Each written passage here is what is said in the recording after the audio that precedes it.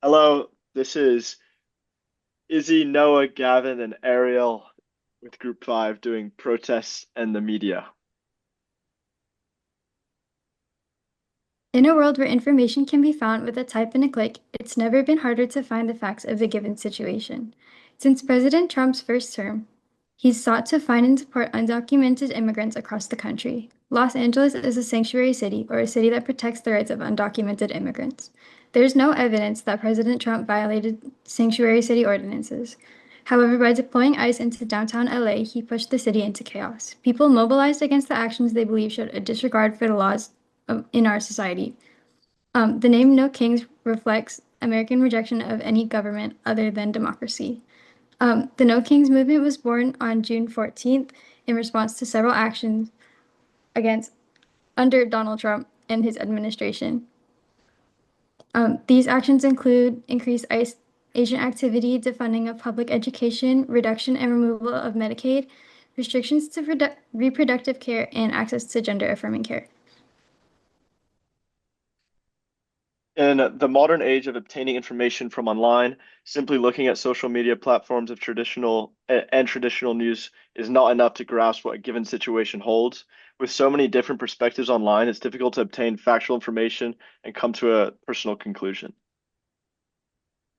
The coverage of the No Kings protests lacked many important factors that made the demonstration so important. Our goal is to provide accurate information about the No Kings protests while also analyzing why news sources included or excluded important information about this topic. Um, so President Trump plans to hold a parade to celebrate his own birthday and the anniversary of the military. The No Kings movement partially happened in response to this. Historically, military parades are not common in the US, and the last one happened at the end of the Gulf War. Military parades are often used in authoritarian monarchies as a display of national pride and strength or as a warning to enemies. President Trump's deployment of the National Guard at the same time as his parade were viewed as an unnecessary show of personal power and a waste of American money.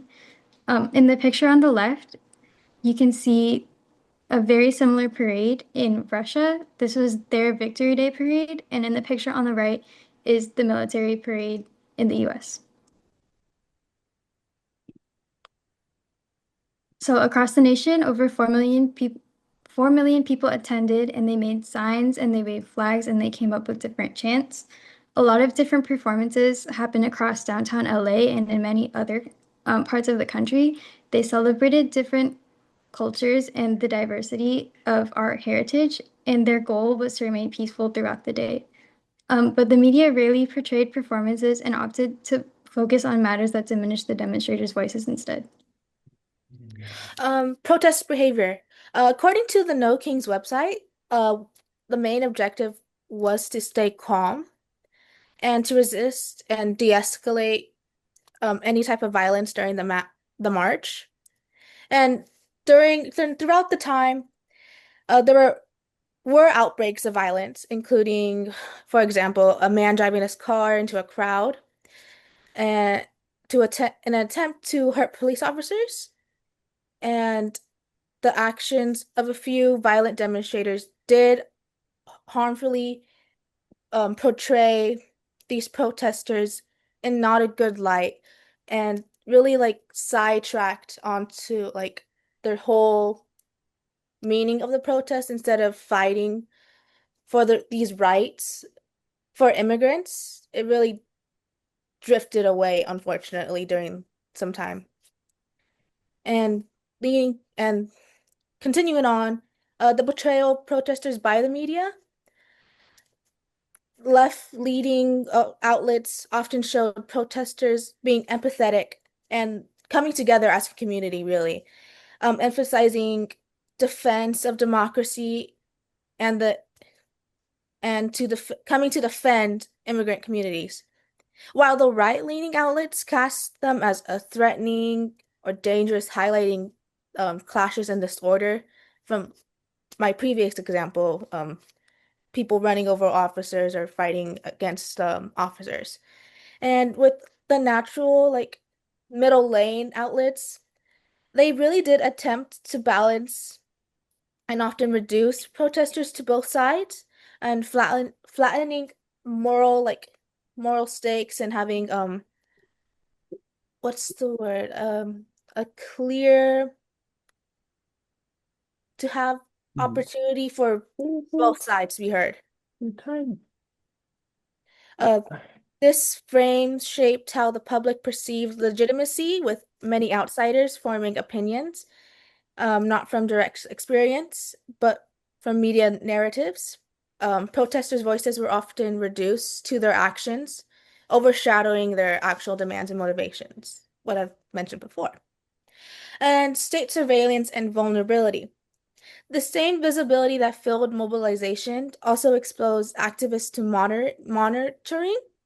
Uh, Law enforcement tracked the hashtags, trending hashtags, like events and live streams to anticipate protest sites.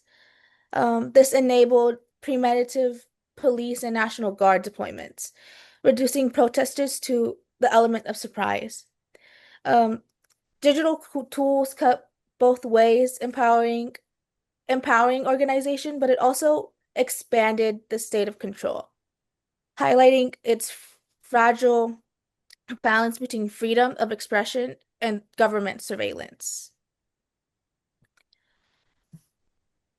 Algorithmic bias and structural limits.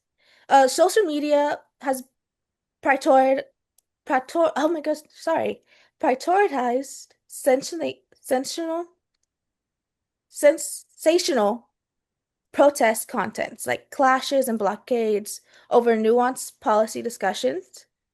This mirrored traditional media preference for drama, creating this cycle of a spectacle of protest during this time. Public understanding was often distorted, focused more on conflict than the protesters' demands again. Activists were visibly shaped by corporate algorithms rather than democratic ideals. Demonstrators demonstrates how digital platforms amplify the spectacle of protest and suppresses substance. Traditional news media, such as ABC, Fox News, and other large news outlets, represent the oldest and most well-respected watchdogs of our democratic process. They, uh, their framing of events shapes how the population views the world around them and makes decisions within the democratic process. Now, surrounding the June Los Angeles protests, we see a wide array of factuality across outlets, with outlets such as ABC News and Business Insider providing highly factual, highly objective reporting of the peaceful protests that happened throughout LA and the responses to those protests. Whereas sensationalist outlets such as Fox News and the New York Post spun the protests in a way to push political agendas and mislead their viewers. However, interesting to note that even though across the board we see this varying factuality of these outlets, all outlets decided that in their editorial framing and their imagery, a focus on the violent components of the protest would be the best decision. Even outlets like ABC that presented a more neutral or even supportive stance on the protesters framed through their visual imagery the protests as a more violent and more uh civilly civilly unrestful event. This is interesting because if you have other media outlets such as Fox or the New York Post pushing a narrative of extremism and violence in the protests, it does not help the spreading of factuality. It fragments the image of the event by utilizing imagery that doesn't support your more moderate stance on the facts.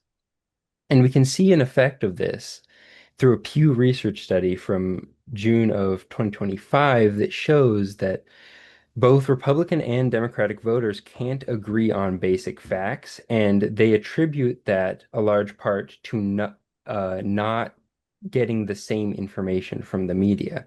So if media such as Fox News and ABC have such differing opinions, and they have information that supports both arguments, even if one is not factual at base, people will not be able to make decisions that support a democratic narrative around these events. Here, you can see that, or looking at the impact of social media, tailor-made social media feeds forces people to only enjoy the posts that align with their current beliefs, leaving no room for a broader exposure of views and information. In this chart by Statsia, you can see that high percentage of people left, right, or center get their political information online now. While in theory, these applications such as Facebook, Instagram, or TikTok are places of freedom of speech where anyone can post or say anything, it inevitably leaves vast amount of room for people to manipulate the truth and create their own story. In the modern age of technology, people are on social media on average 2 hours every day in the US. And people spending so much time online has led to it becoming the spotlight of where they get their information. Here you can see two posts by different political social media outlets on Twitter or X. On the left, you can see that people are hurling rocks and scooters down on police cars and at policemen. Well, on the right, you can see that protesters have been chanting peacefully and that law enforcement are now shooting flashbang stun grenades at the protest. These clips go directly to their intended audience online, showing each individual political viewer what they want to see, which basically just increases their emotions involved with how they feel about the protests and validates their views.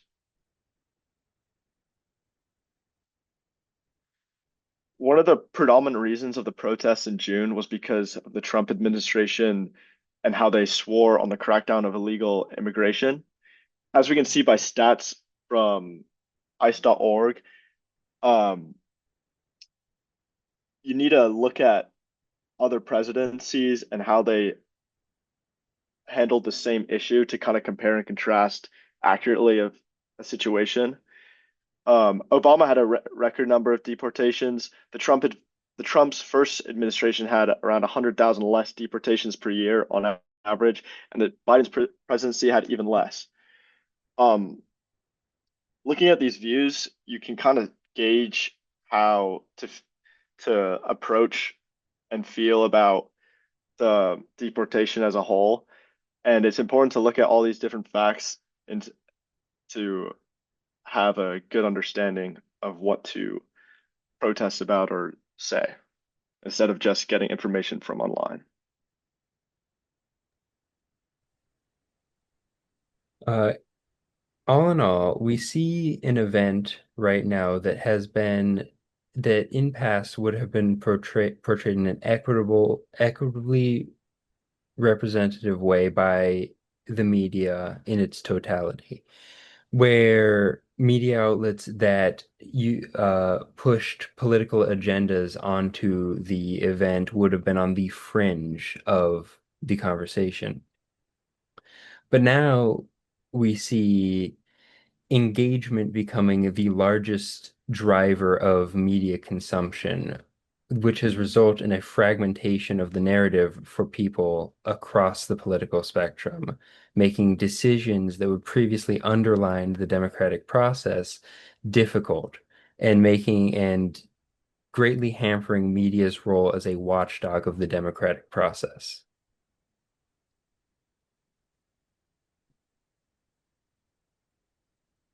Thank you. Thank you.